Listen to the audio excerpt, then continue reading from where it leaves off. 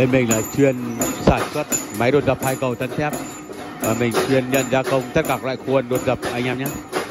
Hôm nay mình quay cho anh em xem cách mình chặt thép tròn phi 12 bằng máy đột dập các bạn ạ. Mình chuyên nhận gia công tất cả các loại khuôn anh em ạ.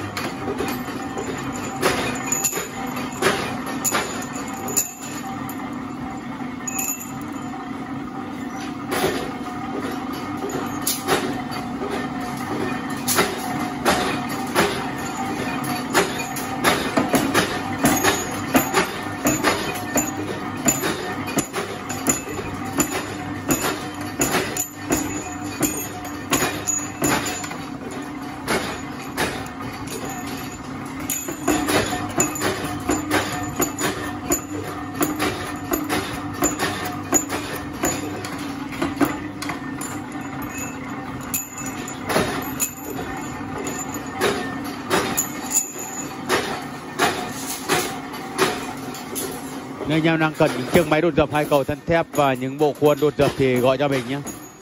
Mình sẽ gia công cho anh em làm nhé.